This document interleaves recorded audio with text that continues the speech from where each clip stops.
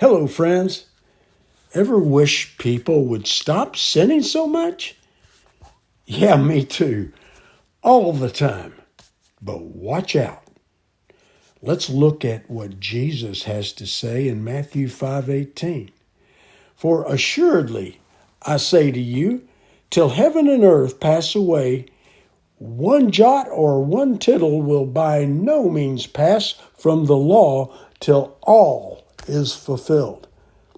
For some reason, Christians like to rank sins as though some are worse than others. Really, that's just a form of works righteousness, meaning my sins aren't as bad as your sins, so I must be okay. But here is what Jesus says: every little tiny bit of God's laws are important. And he went on to say, whoever therefore breaks one of the least of these commandments and teaches men so shall be called least in the kingdom of heaven.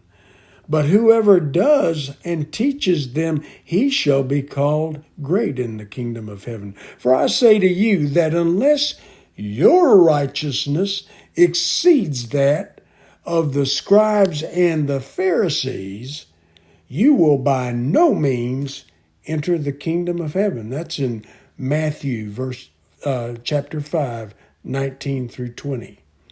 You see, if you break one little bit of God's law and you teach others to do the same by your example, you're worse than they are. He even gave us the example of the highly religious Pharisees of his day. Why? Because they judged others. Later, Jesus said this, for in the same way that you judge others, you will be judged. And with the measure you use to judge others, it will be measured to you. That's in Matthew 7:2. I don't want to judge others and thereby bring judgment upon myself. I need the grace of God for all of my little jot and tittle sins just as much as they do for their biggies. James says, for whoever shall keep the whole law and yet stumble in one point, he's guilty of all. James 2:10.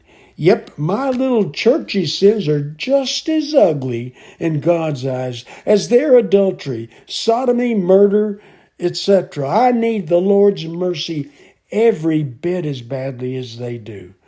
But my pride in comparing my sins to theirs in a favorable way precludes me from his mercy. Oh Lord, please keep me from judging others.